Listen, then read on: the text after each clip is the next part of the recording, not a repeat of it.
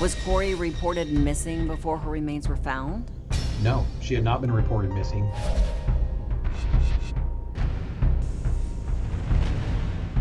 Her hyoid bone was broken, which is consistent with strangulation. We just all sat there in shock. Everyone knew her. She was very gregarious, outgoing. She's the most beautiful person I've ever come across.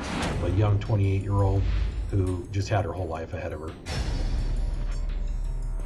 Did you ever fear the case might grow cold? There was that fear that it was going to turn cold at any point. This is the kind of thing that when they tell you be careful, walk with a friend.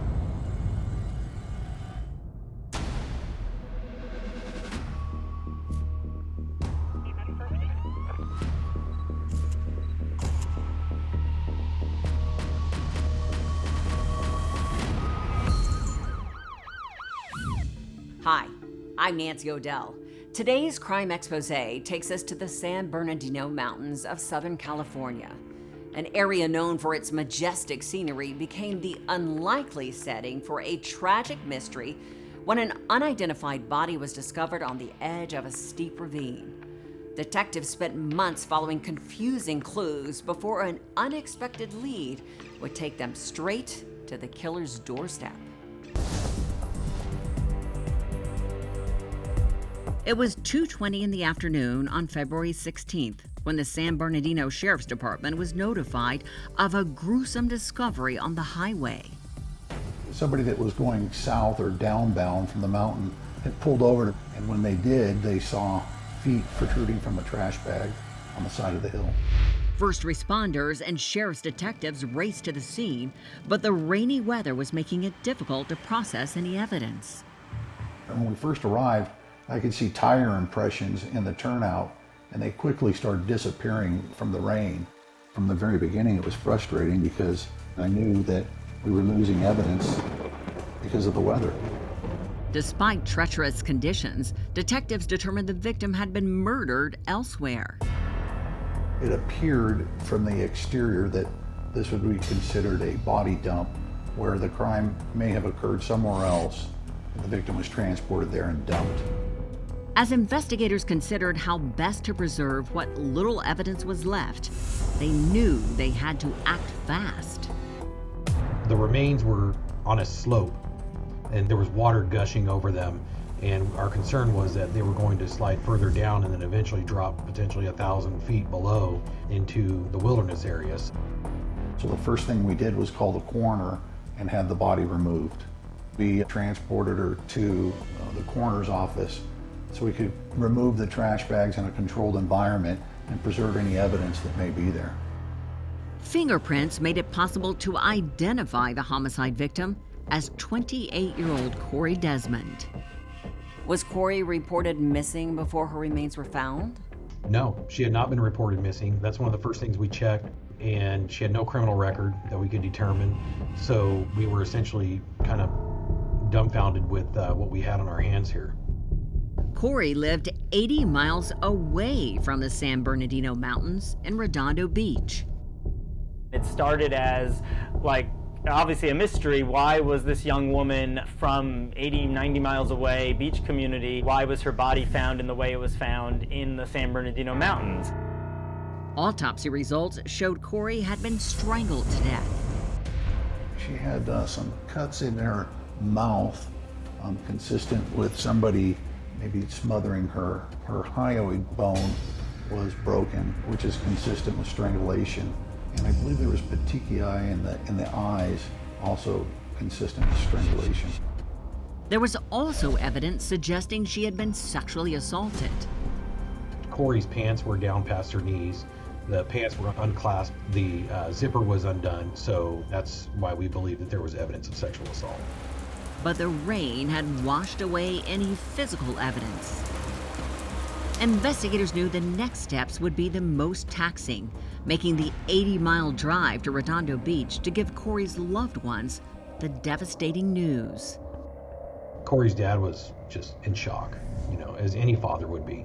You just learned that your 28-year-old daughter was murdered and left like a piece of trash on the side of a highway.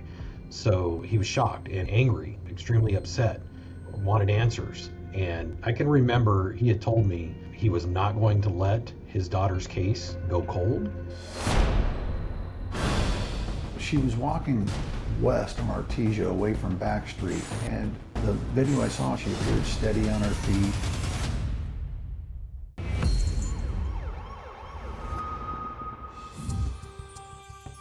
News of Cori Desmond's murder sent shockwaves through the tight-knit Redondo Beach community. I'll never forget the day it happened. It just destroyed everybody, honestly. It crushed the entire South Bay. It had really shaken that community because everyone knew her. She was a bartender. She was very gregarious, outgoing, and it obviously shook some people that this young woman could be killed in this way. And really, at the beginning, they had no idea what had happened to her. We just all sat there in shock. Her senseless murder seemed unimaginable to those who knew her. I think she's the most beautiful person I've ever come across. She had a lot that she wanted to do. She wanted to better herself, better everyone else, and we'll just miss that. Detectives hit the streets of Redondo Beach to learn more about Cori's whereabouts before her murder. We're looking at the bars, we're looking at the restaurant she worked at. We're asking the Redondo Beach Police Department to assist us because it's not our jurisdictions. Investigators got their first big lead when Cori's Jeep was spotted on McKay Avenue in Redondo Beach. It was parked near a storm drain. We towed it, brought it back to San Bernardino County, and had it processed with forensic examinations, and there was no sign of a crime occurring in the Jeep. Cori was last seen by friends on Valentine's Day, February 14th. She was at work at the restaurant, bartending, and it was shortly after about 9:00 p.m. She left the bar and mentioned to some people that she was possibly going to go meet some other individuals at another bar, which was called the Backstreet Lounge in Redondo Beach. Detectives learned Cori had been at Backstreet Lounge until closing, and she was seen arguing with a man. What we found out was this individual was apparently being rude to somebody else. She decided to step in and give her 2 cents. And it was a brief interaction. They're having a disagreement, nothing of extreme, but they're having a disagreement, enough for people to notice. The lead seemed even more promising when investigators learned the man lived across the street from the bar. It was a little concerning for us because he had left before Cori. So the first question is, well, if this individual left before her, could he have found her out there on the street? Detectives obtained a search warrant for the man's home and questioned him at length. He was able to tell us where he was, and it was confirmed through other witnesses that he was in fact not involved in her disappearance.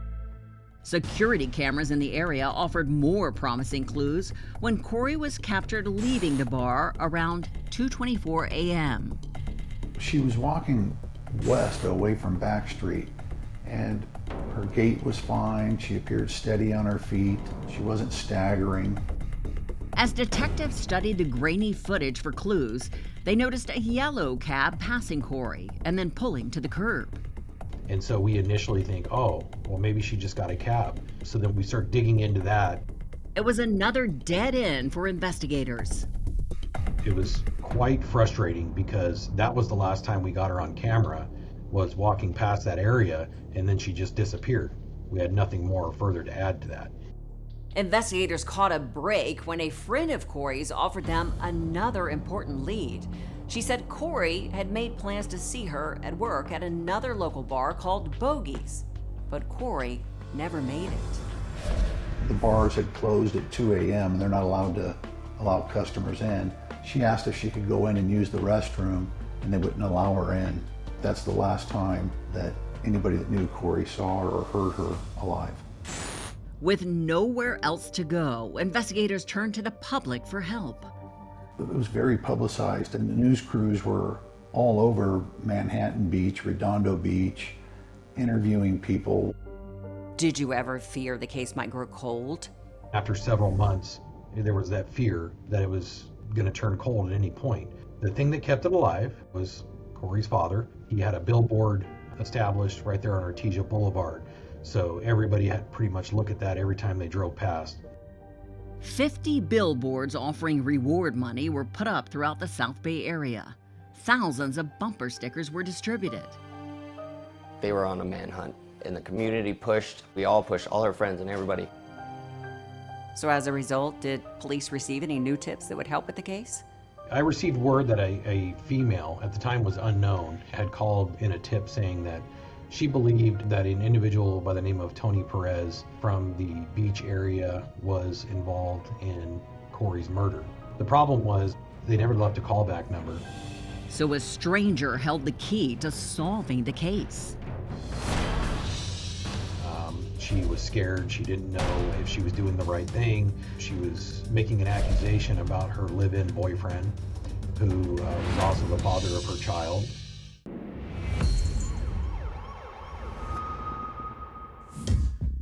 Cori Desmond's murder case was going nowhere when an anonymous tip from a woman came in claiming a man named Tony Perez might be involved in the brutal crime. We tried to identify Tony Perez, which is a very common name in Southern California. Without a better approximate age or something, a city, we couldn't narrow it down. There was just too many. The caller did not leave any contact information, so investigators pursued other leads. Then, several months later, we received another call from a female. I spoke to her. She was scared. She didn't know if she was doing the right thing. She was making an accusation about her live-in boyfriend, who was also the father of her child. Detective Newport made arrangements to meet her in person. She was very distraught, looking over her shoulder, continuously asking me if she was doing the right thing. She said Perez had been behaving strangely. She could time his odd behavior to the night Cori disappeared. On the night of Valentine's Day, Tony Perez did not come home until early hours in the morning. He was supposed to come home earlier in the evening. He didn't. Perez made it home at 4:30 a.m. the next day. A few days later, this Tony Perez was cleaning his vehicle, which he had never done before. He's cleaning out the interior portions of the vehicle, and she is witnessing this, and she's realizing that something's just not right. And then after that, he called her up one day and says, "Hey, I traded in the Durango." And she thought that was highly unusual because the Durango only had 3 more months worth of payments on it and it would have been paid off. And then he bought a used white Ford Excursion, and she said, you know, the cars appeared similar. They were white SUVs. And she thought, why would he trade in the car like that? And Perez's behavior only became more suspect. She said that he told her, hey, let's take the kid out of school and let's go up to the mountains in the snow. While en route, he pointed out a turnout and told her that he thought that that's where they had found that girl that was killed in Redondo Beach. And she thought, wow, that's kind of weird that he would know where that turnout is. Through researching Perez's records, detectives were able to track down the 35-year-old's car. The vehicle was traded in a car dealership and then was resold to an individual in the beach area. We were able to obtain a search warrant. We made contact with that person that owned the Durango, and we had the vehicle towed to the crime lab for processing. Did you find any incriminating evidence in the car? Yes, once we conducted that test in darkness and utilized the ultraviolet light, we noticed that there were 2 large areas on the passenger side floorboard that had lit up. The test results indicated the possible presence of blood. And the detective, he actually removed the seats. And when he did, he found a toe ring under one of the brackets, and the toe ring had a speck of blood on it. Cori's family confirmed the ring belonged to her. I knew at that point that we were onto something. There's just coincidence that that vehicle that he sold had her toe ring in it. There was no indication that he knew Cori, according to Tony's girlfriend. The car's carpet was cut out and sent to the lab for testing. And what did the test results reveal? The carpet from the vehicle tested positive for Cori Desmond's DNA. Investigators now had enough evidence to obtain an arrest warrant, but they decided not to tip their cards. We played his ego a little bit, and we told Tony Perez that he'd be helping the investigation tremendously if he came with investigators to the sheriff's headquarters. Amazingly, he agreed to answer questions. After several hours of speaking with Tony Perez, he finally began to admit that he had some more detailed knowledge about the murder of Cori Desmond. Investigators listened intently as Perez described his evening after he left work as a restaurant chef. What Tony said was that on Valentine's Day at his work, they had a dinner and everybody was there and they had been drinking and everybody left. And when he left, he was coming home. He parked near his apartment and fell asleep. After he had fallen asleep for what he believed to be several hours, he woke up, got out of his vehicle to go inside of his house, and looked down and saw a female lying under a streetlight on a sidewalk. He told investigators the lifeless woman he found on the sidewalk was Cori Desmond. Tony Perez claimed he walked up to the female, stuck his finger under the female's nose, and did not feel any breath and realized the female may not be breathing. So at that point he got scared and thought that people think that he hurt Cori, so he decided to put her in his vehicle. He didn't call police because he was scared, and which is not a normal reaction. Perez then left Cori in his car. And he covered her. And he said that he went to his apartment and he went to sleep, and a few hours later he woke and he went down there and he looked in the car because he thought maybe he was having a bad dream. And lo and behold, there was a body in the car still. Perez said he simply went back to sleep, and the next morning he drove to work. While en route to work, he said he stopped at a grocery store and he bought some black trash bags. During his break, he placed the garbage bags over Cori. And then it was later that night he had decided, I had been up to Big Bear before, so I'm going to go ahead and dump the body off of the highway. So was there any part of his story that made sense to you? When she was located, she had no shoes. Her pants were pulled down below her knees, open, and there was evidence of potential sexual assault. His story just simply is not believable. That's all there is to it. Investigators had heard enough. As soon as we concluded the interview with Tony Perez at Sheriff's Headquarters in San Bernardino, we placed him under arrest for the murder of Cori Desmond, and we booked him into the county jail. During his trial, Tony Perez claimed Cori's murder had been a terrible accident, but the jury did not buy it. After a day of deliberations, he was found guilty of first-degree murder and sentenced to 25 years to life in prison for Cori Desmond's murder. This was a young girl who was college educated, that was working as a bartender, who did nothing to cause her own death. This is the kind of thing that fathers worry about with their daughters, that mothers worry about with their daughters. When they tell you be careful, walk with a friend, this is why.